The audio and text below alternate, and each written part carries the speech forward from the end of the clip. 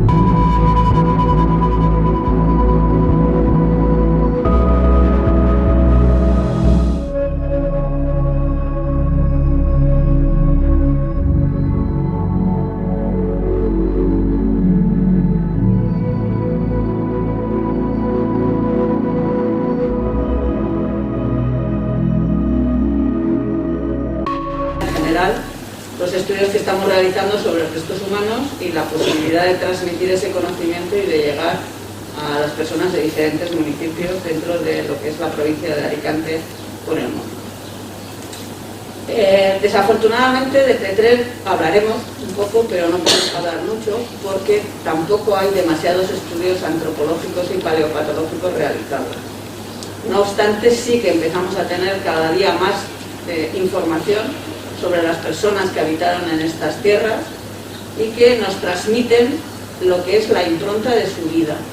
Yo siempre empiezo diciendo que cuando hablo de restos humanos yo no hablo de muerte, yo no sé lo que pasa después de morirse.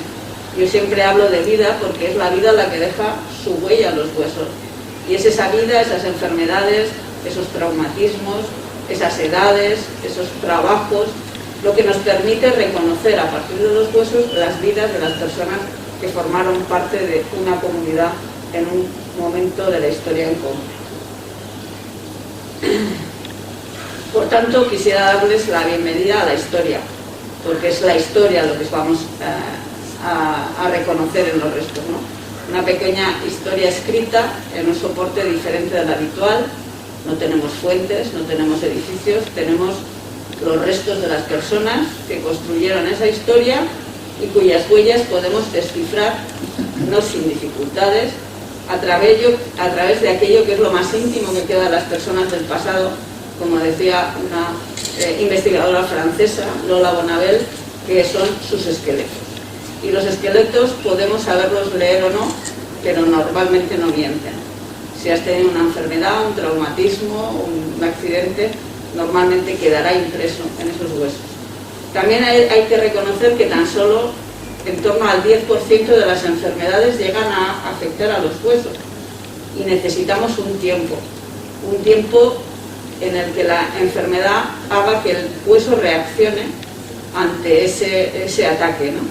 Tanto en cuestiones infecciosas como metabólicas, como tumorales, siempre necesitamos ese tiempo. Y además tenemos otra dificultad, y es que los huesos solamente pueden reaccionar de dos formas: o se destruyen o se crea nuevo hueso.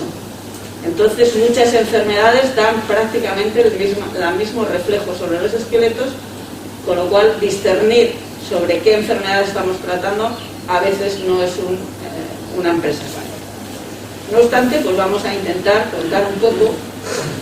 No todos los ejemplos que voy a poner son ejemplos de Petrer, algunos ya los veremos que sí, y por eso he titulado la conferencia un poco también Petrer y el Vinalopó, porque sí que a lo largo del Vinalopó, y Concha lo sabe perfectamente, de Novelda, por ejemplo, hemos podido hacer, igual que Carolina, saben que hemos hecho bastantes estudios y tenemos bastante información, pero también hay de Villena, o también hay de Crevillers, o de Elche, o de otro tipo de ASPE incluso, también hay información que cada vez se va aumentando más, pues ese conocimiento sobre las poblaciones del pasado. Y claro, siempre hay que empezar cuando hablamos de enfermedades de lo más común. Lo más común seguro que si ahora nos hicieran una historia clínica a las personas que estamos aquí, pues quién no ha tenido un flemón, una caries, o le han tenido que extirpar un diente, o tiene un desgaste anormal, ¿no? Entonces es la patología más frecuente que encontramos. ¿Qué pasa? Que la mayoría de las veces está relacionado con temas de edad. Edad, dietas que son ricas en hidratos de carbono y una falta de higiene. Y bueno, a lo largo de la historia es frecuente, y más de las sociedades neolíticas, cuando ya hay mucho cereal, la presencia de esas enfermedades en los dientes. Pero también podemos encontrar desgastes de actividad, que ya los veremos un poquito más adelante, o piezas que se quedan que no se desprenden, piezas, dientes que son infantiles, que saben que hay un desprendimiento en torno a lo largo de la infancia y hay una renovación de los dientes, pero a veces se quedan incluidos o se quedan permanentes, que no caen. Entonces también lo encontramos en las sociedades del pasado. Y también el sarro, en este caso es un acúmulo de sarro muy potente en una mujer adulta, madura, de edad probablemente por encima de los 45 años, que ha tenido unas pérdidas dentales y ha tenido un acúmulo de sarro considerable. Tenemos también signos relacionados con las patologías infecciosas. Encontramos un signo muy característico de las tuberculosis, que es el acuñamiento de las vértebras. Se destruye lo que es el cuerpo vertebral y lo que se produce es una pequeña joroba reconocida a partir de los restos, pero que también las personas que lo padecen en vida se les reconoce por esta pequeña joroba que les comento. Se relaciona con la tuberculosis, pero también hay otros signos que se pueden encontrar en otras partes del cuerpo, tanto en el cráneo como en las costillas, como incluso en los huesos largos, relacionados con esta infección. Otra infección que llama mucho la atención porque afecta a todo el esqueleto es la sífilis.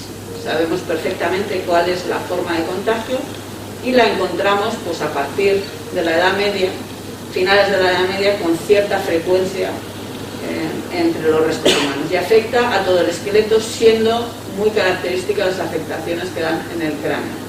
Si las enfermedades infecciosas siempre han sido un misterio hasta épocas muy recientes, hay algo que para las sociedades del pasado era totalmente comprensible, y es la patología traumática, bien por causa accidental o bien por violencia interpersonal.